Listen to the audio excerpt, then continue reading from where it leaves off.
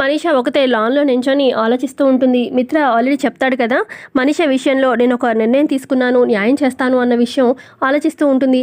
అసలు మిత్ర నన్ను పెళ్లి చేసుకుంటానని అసలు ఒక్క మాట కూడా నోట్లో నుంచి అననే లేదు, మేమే అనుకుంటూ ఉన్నాము. అటు మిత్ర అన్నాడు ఆల్రెడీ, అటు లక్ష్మికి అన్యాయం చేయను అని చెప్పి, నాకు న్యాయం చేసి తనకు న్యాయం ఎలా చేస్తాడు, అసలు తన మనసులో ఏముంది అని చెప్పి మనీషా ఆలోచిస్తూ ఉంటే అప్పుడే అక్కడికి వస్తుందన్నమాట దేవ్యాని. ఏం ఆలోచిస్తున్నావు అంతిదిగా అని చెప్పి అంటూ ఉంటే అప్పుడు మనీషా అంటుంది, అసలు మిత్ర మనసులో ఏముందో నాకేం అర్థం కావట్లేదు, అసలు తను పెళ్లి చేసుకుంటాడో లేదో అర్థం కావట్లేదు, అసలు తను అటు లక్ష్మికి న్యాయం చేస్తా అంటున్నాడు, నాకు న్యాయం చేస్తా అంటున్నాడు, తన ఉద్దేశం ఏంటో అర్థం కావట్లేదు ఆంటీ, అదే ఆలోచిస్తున్నాను అని చెప్పి మనీషా అంటూ ఉంటే అప్పుడు దేవ్యాని అంటుంది, ఊరందరూ ఒక్కటి ఆలోచిస్తుంటే ఊరు చివరిది ఇంకొక రకంగా ఆలోచించింది అన్నట్టుగా ఉంది. ప్రజెంట్ పిల్లలు ఇద్దరూ ఇంట్లో కనిపించట్లేదు, అసలు వాళ్ళ సంగతి ఏంటి అని చెప్పి నీకు ఇంత కూడా లేకుండా మిత్ర పెళ్లి చేసుకుంటాడా లేదా అని చెప్పి ఈ రకంగా ఆలోచిస్తున్నావేంటి, పిల్లలు ఏమయ్యారో అని నీకు ఈ మాత్రం కూడా లేదా టెన్షన్ అని చెప్పి అనగానే అప్పుడు మనీషా అంటుంది, నాకెందుకు ఆంటీ టెన్షన్ ఉంటుంది, ఆ పిల్లలు ఏమైనా నాకు పుట్టారా లేదా నా పిల్లలా, నేనెందుకు టెన్షన్ పడతాను, నేను నా గురించే కదా ఆలోచిస్తాను అని చెప్పి మనీషా అంటూ ఉంటే అప్పుడు దేవ్యాని అంటుంది, చాలా తప్పుగా ఆలోచిస్తున్నావు మనీషా, ఎవరి పిల్లలైనా సరే మన పిల్లలుగానే చూసుకోవాలి, పాపం పిల్లలకి ఏమన్నైతే మనము చాలా బాధపడాలి అని చెప్పి అనగానే, ఏంటంటే మీరు పిల్లల గురించి బాధపడుతున్నారు, అసలు మీరేనా, మీలో ఇంత మార్పు ఏంటి, ఏమైందో మీకు అని చెప్పి మనీషా అంటూ ఉంటే అప్పుడు దేవ్యాని అంటుంది, చూడు మనీషా, నాకు కూడా ఇద్దరు పిల్లలు ఉన్నారు, నా పిల్లలకి ఏమైనా నేను విలువలాడిపోతాను, అసలు తట్టుకోలేను, సో ఎవరి పిల్లలైనా ఒకటే, రేపు ప్రజెంట్ నీకు ఫేక్ ప్రెగ్నెన్సీయే అయి ఉండొచ్చు, కానీ రేపు నువ్వు మిత్రను పెళ్లి చేసుకొని నీకంటూ పిల్లలు వస్తారు కదా, నువ్వు కూడా ప్రెగ్నెంట్ అవుతావు, అప్పుడు నీ పిల్లల విలువ ఏంటి అనేది నీకు అప్పుడు తెలుస్తుంది, నేను ఇప్పుడు నీకు చెప్పినా కూడా అర్థం కాదు,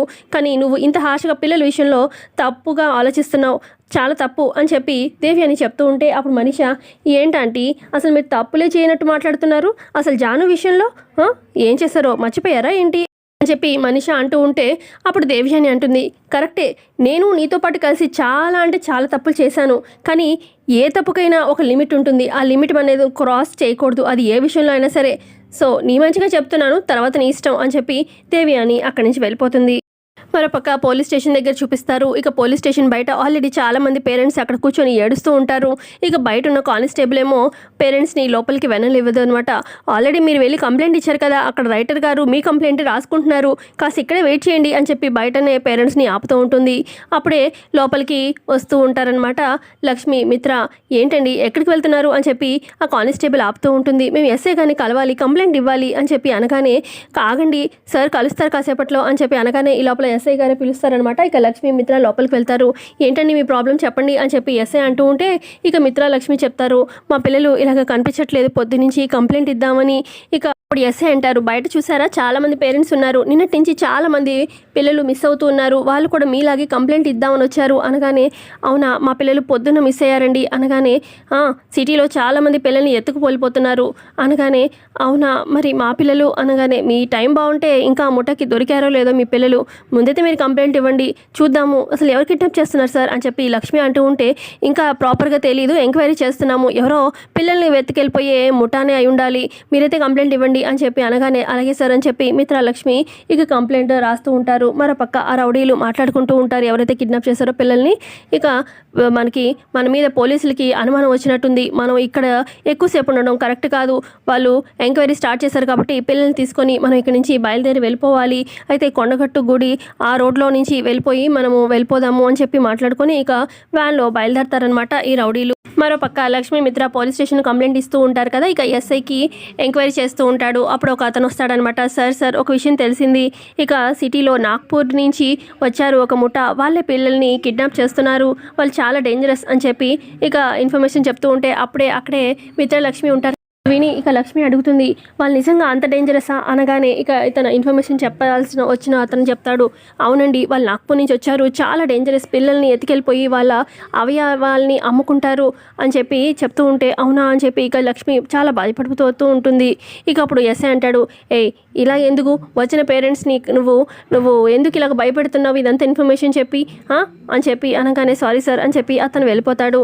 ఇక ఇప్పుడు లక్ష్మి అంటూ ఉంటుంది మిత్రతోని, మిత్ర గారు మన పిల్లలు మనకు దక్కుతారంటారా, మన పిల్లల్ని చూడగలుగుతామా మళ్ళీ అనగానే ఏం కాదు లక్ష్మి, మన పిల్లలు మనకు కనిపిస్తారు అని చెప్పి మిత్ర ధైర్యం చెప్తూ ఉంటాడు. తర్వాత ఇక ఎస్ఐ చెప్తారు, మీరు కంప్లైంట్ ఇచ్చారు కదండి, మేము వెతుకుతాము, మేము ఎంక్వైరీ చేస్తాము, మీరు కూడా వెతుకుతూ ఉండండి సరేనా అని చెప్పి అనగానే ఇక లక్ష్మి మిత్ర గుడికి బయలుదేరుతారనమాట. ఇక గుడి దగ్గర అంతా కనుక్కుంటూ ఉంటారు, మా పిల్లల్ని చూసారా అని చెప్పి. ఇక అప్పుడు అటువైపుగా పిల్లలు వస్తూ ఉంటారనమాట. అప్పటికే గుడిలోనే ఉంటారు లక్కీ జున్ను. ఇక దూరంగా లక్కీ చూసి అమ్మ నాన్న అని చెప్పి దగ్గరికి వెళ్ళబోతూ ఉంటే జున్ను ఆపుతాడు. వద్దు లక్కీ, వెళ్ళొద్దు, ఇప్పుడు కనుక అమ్మ నాన్న చూస్తే మనం అసలే మొక్కుకున్నాం కదా, నడిచి వెళ్తాము గుడికి అని చెప్పి. ఇక అమ్మ నాన్న మన మొక్కు తీరనివ్వరు, వద్దు అప్పుడే వెళ్ళొద్దు అని చెప్పి దాక్కుంటారనమాట. ఇక దూరం నుంచి వాళ్ళ అమ్మ నాన్న చూస్తూ ఉంటారు. ఇక అప్పుడే ఆ గుడిలో పనవాడు కనిపిస్తుంది. మేడం మీరు కూడా ఇక్కడే ఉన్నారా, పిల్లలు ఇక్కడే ఉన్నారు, ఇందాకే చూశాను, ఇక్కడే నించో పెట్టాను, మీతో మాట్లాడదాం, మీకు ఫోన్ చేద్దాం అని చెప్పి నేను ఫోన్ చేస్తేనేమో మీకు కలవలేదండి అని చెప్పి ఆ పనవాడు చెప్తూ ఉంటే, అవునా పిల్లలు ఇక్కడే ఉన్నారా అని చెప్పి ఇక జున్ను లక్కీ కోసం వెతుకుతూ ఉంటుంది. లక్ష్మి ఇటు మిత్ర కూడా వెతుకుతూ ఉంటాడు గుడంతా. ఇక పిల్లలిద్దరూ అదంతా చూసి అమ్మ నాన్న మన కోసం వెతుకుతున్నారు, మన త్వరగా మనం గుడికి వెళ్ళి మొక్కు తీర్చుకుందాం అని చెప్పి జున్ను లక్కీ ఆ గుడిలో నుంచి బయలుదేరుతారు.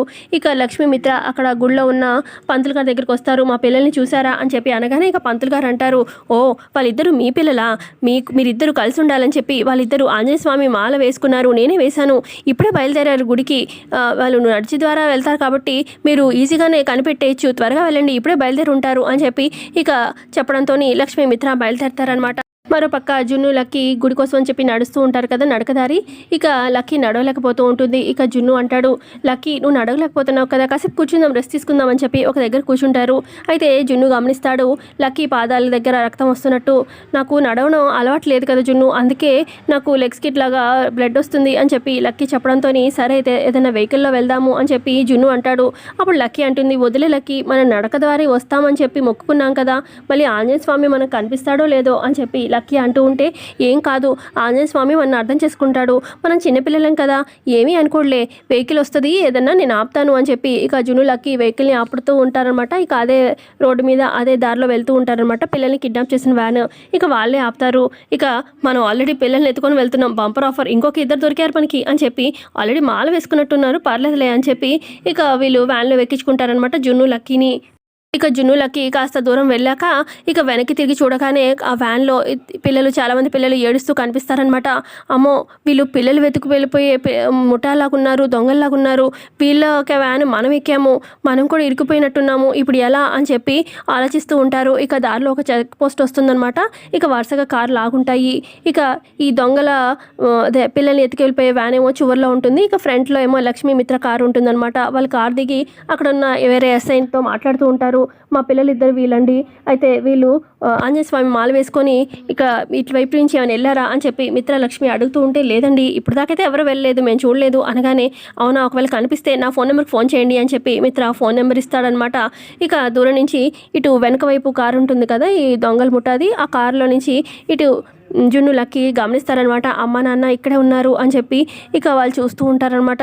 ఆ తర్వాత ఇక ఇటు మిత్ర లక్ష్మి కార్లో బయలుదేరి వెళ్ళిపోగానే ఇక వరుసగా అన్ని కార్లు చెక్ పోస్టులు వాళ్ళు చెక్ చేస్తూ ఉంటారనమాట. ఇక మొత్తానికి వీళ్ళ కారు వస్తూ ఉంటుంది. ఇటు పోలీసులు అక్కడ ఉన్నారని చెక్ పోస్ట్ కదా, పోలీసులు ఉంటారు కాబట్టి ఇక జున్నులోకి అది గమనించి వాళ్ళు మెల్లగా అనుకుంటూ ఉంటారు, వీళ్ళకి ఎలాగైనా హింట్ ఇద్దాము, మన దగ్గర అమ్మ నాన్న ఫోటో ఉంది కదా, అటు పాస్ అవుతున్నప్పుడు ఆ పోలీసుల వైపు ఇసిరేద్దాము, అప్పుడు వాళ్ళు మన హెల్ప్ చేస్తారు అని చెప్పి అనుకుంటూ ఉంటారు. ఇక ఇటు పక్క కరెక్ట్గా చెక్ పోస్ట్ దగ్గరికి రాగానే ఈ దొంగల ముఠ ఆగకుండా వ్యాన్ తీసుకెళ్ళిపోతూ ఉంటారనమాట ఫాస్ట్గా. ఇక అప్పుడే జున్ను లక్కీ వ్యాన్లో నుంచి ఆ ఫోటోని విసిరేస్తారు. ఇక ఎస్ఐ ఆ ఫోటోని చూసి, ఇందాక వచ్చిన వాళ్ళ ఫోటోనే కదా అనగానే అప్పుడు అక్కడ ఉన్న కానిస్టేబుల్, ఆ వ్యాన్లో వాళ్ళ పిల్లలు ఉన్నట్టున్నారు, పదండి ఫాలో అవుదాము అని చెప్పి అనడంతో ఇక పోలీసులు ఫాలో అవుతూ ఉంటారనమాట ముందుగా వెళ్తున్న రౌడీ గ్యాంగ్ వాళ్ళది. అయితే ఇక వెంటనే మిత్రకి ఫోన్ చేస్తాడా ఎస్ఐ, ఇందాక ఫోన్ నెంబర్ ఇస్తాడు కదా మిత్ర, ఇక మీ వెనకాలే ఒక వ్యాన్ వస్తుంది, ఆ వ్యాన్లోనే ఇక కిడ్నాప్ అయిన పిల్లలు అందరూ ఉన్నారు, మీ పిల్లలు కూడా అందులోనే ఉన్నారు, మీరు ఆపండి, మేము కూడా వెనకాలే వస్తున్నామని చెప్పి ఎస్ఐ చెప్పడంతో ఇక లక్ష్మీ మిత్ర రోడ్డు మీద కారు మధ్యలో పార్క్ చేసి ఇక ఆపి వెయిట్ చేస్తూ ఉంటారు. ఇక పిల్లలు కిడ్నాప్ చేసిన ఆ వ్యాన్ అక్కడికి వచ్చేస్తుందనమాట. వెనక వైపేమో పోలీసులు ఉంటారు. ఇక వ్యాన్ని ఆపేసి అందులో నుంచి దొంగలు, అదే ఎవరైతే పిల్లలు కిడ్నాప్ చేశారో ఆ కిడ్నాపర్స్ పారిపోతూ ఉంటే మిత్ర వాళ్ళ వెనకాల పరిగెడుతూ ఇక ఆ రౌడీల్ని కొడుతూ ఉంటాడనమాట. ఇక లక్ష్మి ఏమో ఇక ఫ్రంట్ వైపు పిల్లలు జున్నులకి కూర్చుంటారు కదా, ఇక లక్ష్మి కనిపించకుండా కింద వైపు కూర్చుండిపోతారు. ఇక లక్ష్మి వెంటనే ఆ వ్యాన్ వెనకాల వెళ్ళి అక్కడేమో బియ్యం బస్తాలు ఉంటాయన్నమాట అడ్డుగా, ఆ బస్తాలన్నీ తీస్తూ ఉంటుంది. ఇక జున్ను అంటాడనమాట లక్కీతోని, అమ్మ నాన్న మనల్ని చూస్తే మనం మొక్కు తీర్చుకొనివ్వరు. మనం వెంటనే ఇక్కడి నుంచి గుడి దగ్గరే కాబట్టి వెళ్ళిపోదాము అని చెప్పి సరే లక్కీ అని చెప్పి అంటాడనమాట. ఇక జున్ను లక్కీ ఇద్దరు గుడికి బయలుదేరతారు. ఇక లక్ష్మి ఏమో అక్కడున్న బియ్యం బస్తాలు వ్యాన్లో అన్నీ తీయగానే ఇక అక్కడ కిడ్నాప్ అయిన పిల్లలు వేరే పిల్లలు కనిపిస్తారనమాట. ఇక వాళ్ళని లక్ష్మి ఆ విధంగా సేవ్ చేస్తుంది. ఇటు మిత్ర ఏమో ఆ రౌడీల్ని చితకబాదుతూ ఉంటాడు. ఇక పోలీసులు ఏమో అప్పుడే వస్తూ ఉంటారు. ఇక ఎపిసోడ్ ఎక్కడికి ఎండ్ అవుతుంది. ఇంతే అండి ఎపిసోడ్లో చూపించింది. ఎపిసోడ్ నచ్చితే ఖచ్చితంగా లైక్ చేయండి. Thanks for watching.